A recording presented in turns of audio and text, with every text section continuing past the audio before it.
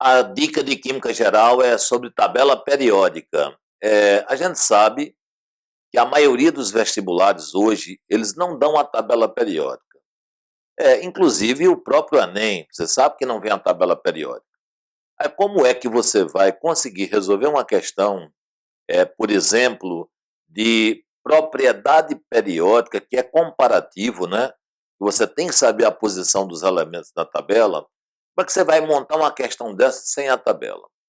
Aí, para sanar essa situação, resolver essa situação, o professor vai apresentar uma forma bem prática de você fazer a sua tabela.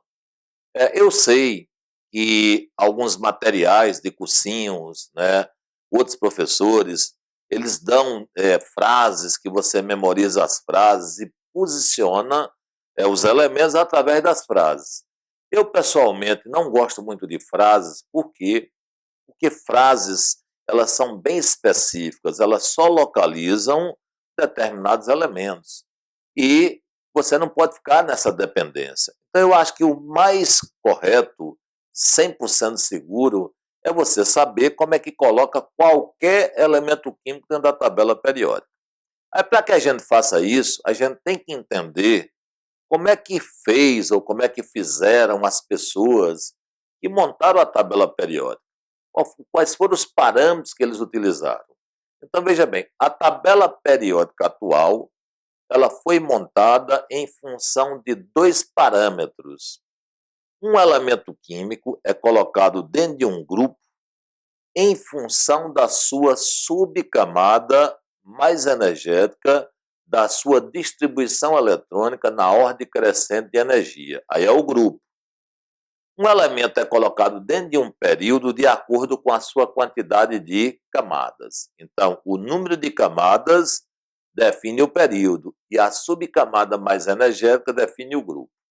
Aí, para você jogar esses elementos dentro da tabela, você tem que montar um formato da tabela. Então, veja bem, a maneira mais prática, que você exercitando 2, 3 vezes, você não esquece, você faz um retângulo, coloca 18 linhas verticais, né, vamos dizer assim, colunas, para que você posicione os grupos. Então, as 18 verticais serão os grupos. E coloca 7 horizontais, que serão os períodos. Então, veja bem. Aí, feito o retângulo, né, vamos pensar primeiro nessa parte de cima, depois a gente olha aqui para baixo. Então, feito o retângulo, aí você faz o que a IUPAC manda. O que a IUPAC manda? Que você numere os grupos de 1 a 18. Então, você vem numerando de 1 a 18.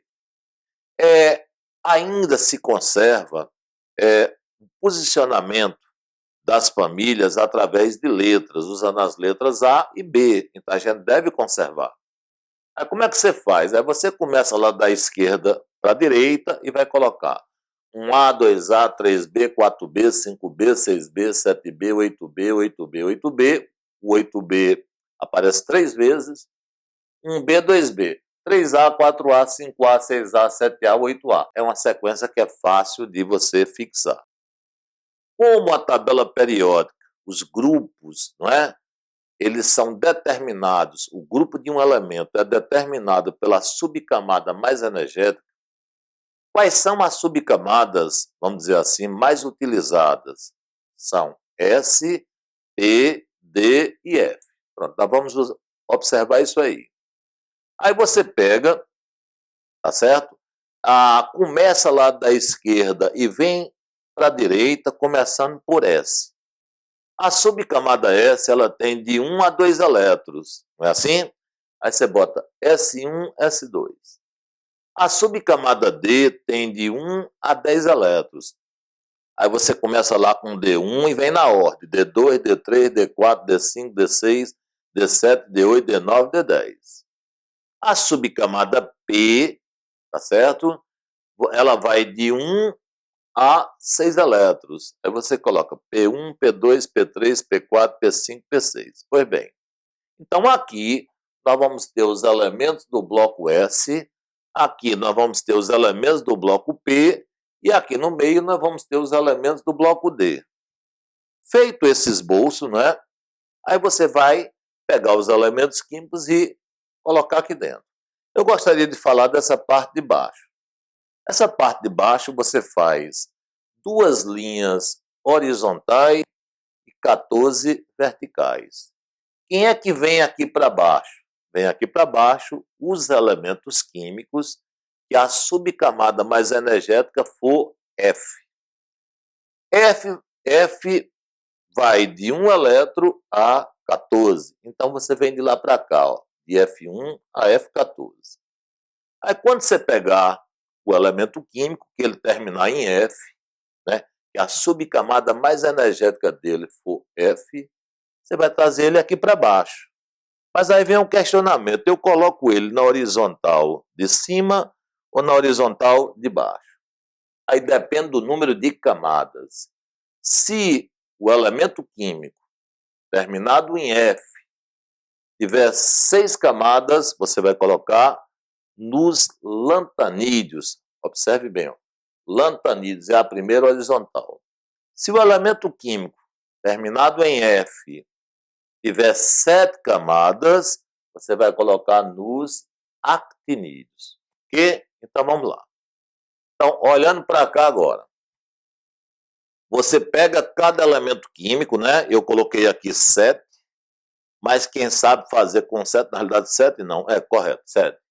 Sódio, fósforo, cloro, cálcio, cobre, bromo e promessio. 7 elementos. Quem sabe colocar, quem aprender a colocar esses 7, coloca qualquer um. Pode ter certeza. Então vamos colocar esses 7 elementos na tabela periódica. Aí vamos para o sódio. Vou procurar o grupo do sódio. Então, para você definir o grupo de um elemento, você olha a subcamada mais energética. Então, sódio parou em S1. Se ele parou em S1, ele vem para o bloco S, ele vem para cá, tá vendo? Grupo 1A. Mas qual período? Aí você vai verificar quantas camadas o sódio tem. Então, ó, primeira, segunda, terceira. Então, o sódio tem 3 camadas, tá certo? Aí ele vem para onde? Para o terceiro período. O número de camadas é o número do período. Então, o sódio vem para essa posição, ó. S1, terceiro período. Então, ele vem para aqui, tá certo, gente boa? Nós já localizamos o sódio.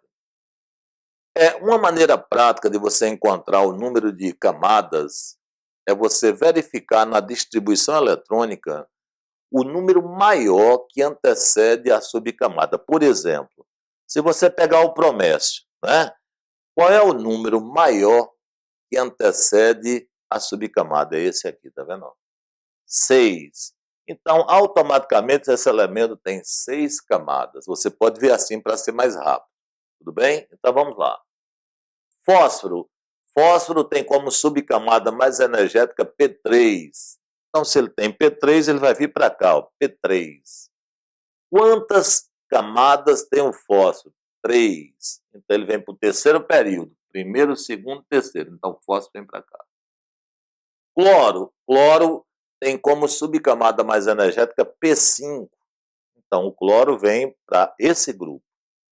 O cloro tem quantas camadas? 3. Então, ele vai para o terceiro período.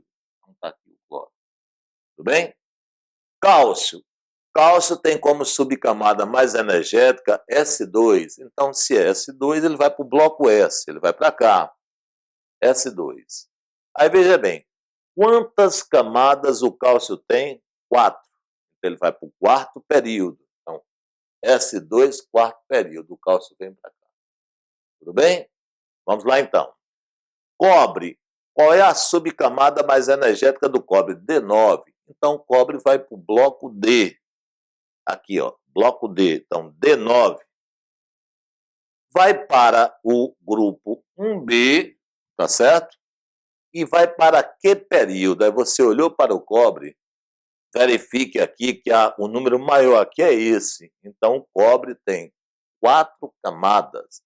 Se ele tem 4 camadas, ele está no quarto período. Então, D9, tá vendo? Ó, visualiza o cobre, quarto período. Primeiro, segundo, terceiro, quarto. Então, o cobre vem para aqui. Bromo. Bromo tem como subcamada mais energética P5. Se é P5, ele vem para o bloco P. Está aqui, P5. Quantas camadas o bromo tem? 4. Então, ele vai para o quarto período. Então, primeiro, segundo, terceiro, quarto. Então, ó, P5, quarto período, bromo. Promécio.